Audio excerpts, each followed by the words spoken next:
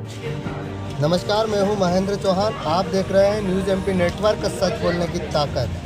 देखिए, झाबुआ जिले के पारा क्षेत्र में चल रहा फर्जी क्लिनिकों का खेल, और सबसे बड़ा सवाल यह उठ रहा है कि क्या सरकारी टीम बस नोटिस देकर लौट आई? क्या वाकई कार्रवाई के नाम पर सिर्फ औपचारिकता निभाई गई है? 29 अक्टूबर को जिला स्वास्थ्य विभाग की टीम पहुंची थी पारा में। जांच हुई, क्लिनिकों की फाइलें खुली और खुली धांधली का पूरा खेल सामने आया। लेकिन कार्रवाई क्या हुई? बस एक नोटिस और कहानी ख़त्म।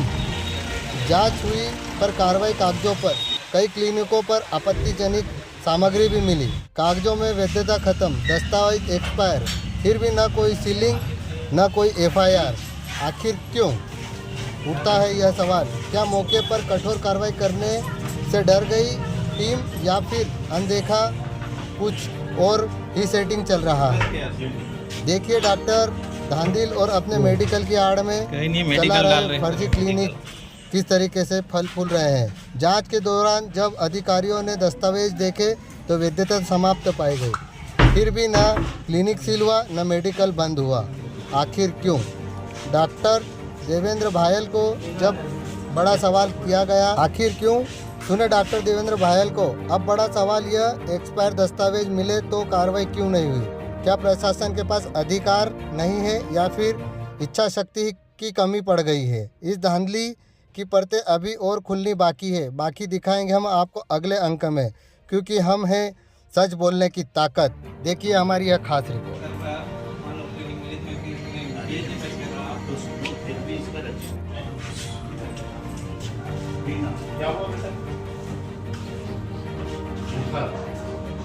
किसने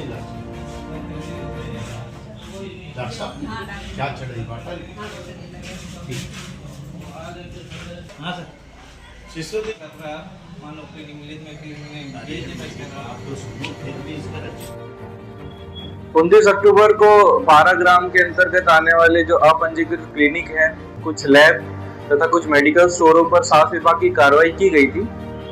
कार्रवाई में कुछ अनियमितता पाई गई थी, जिस हेतु जो भी संचालक थे क्लिनिकों के, लैब के और मेडिकल स्टोर के, उनको स्वास्थ्य विभाग द्वारा नोटिस जारी किया गया है। नोटिस में उन्हें 3 दिन का समय देते हुए अपने जो भी दस्तावेज हैं वो स्वास्थ्य विभाग के सम्मुख प्रस्तुत करने के लिए आदेशित किया गया है। सोमवार तक अगर उनके द्वारा इस प्रकार के जो दस्तावेज है, जैसे कि उनका रजिस्ट्रेशन है, इस प्रकार की चीजें अगर प्रस्तुत नहीं की जाती है तो उनके ऊपर आगे फिर कार्रवाई की जाएगी।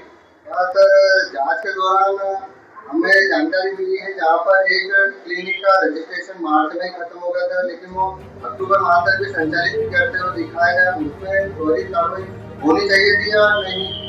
उन क्लिनिक संचालक द्वारा स्वास्थ्य विभाग को ये आवेदन दिया गया है कि उनके द्वारा नवीन रजिस्ट्रेशन के लिए अप्लाई कर दिया गया है। इस हेतु फिर उन्हें 3 दिन का समय दिया गया है। अगर वो अपना नवीन रजिस्ट्रेशन प्रस्तुत कर देंगे तो उनके ऊपर कार्रवाई नहीं की जाएगी, परंतु अगर उनके द्वारा नवीन रजिस्ट्रेशन प्रस्तुत नहीं किया गया अथवा ऐसा पाया गया कि उनके द्वारा झूठ बोला गया है तो फिर उनके क्लिनिक के विरुद्ध आगे फिर सील की कार्रवाई की जाएगी।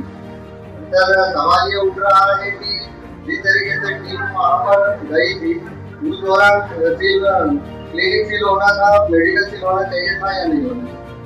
कई बार क्या होता है, कुछ क्लिनिक पर मरीज भी रहते हैं, कुछ इलाज करते हुए पाए जाते हैं। इस कारण से मानवीय आधार पर त्वरित सील नहीं किया गया, क्योंकि उनके यहाँ पुराना रजिस्ट्रेशन था और डिग्री भी पाई गई, परंतु नवीन रजिस्ट्रेशन नहीं था। और नवीन रजिस्ट्रेशन के लिए उन्हें निर्देशित किया गया, अगर नवीन रजिस्ट्रेशन करवा लेते हैं तो फिर कार्रवाई नहीं होगी, अन्यथा फिर उनके खिलाफ कार्रवाई की जाएगी।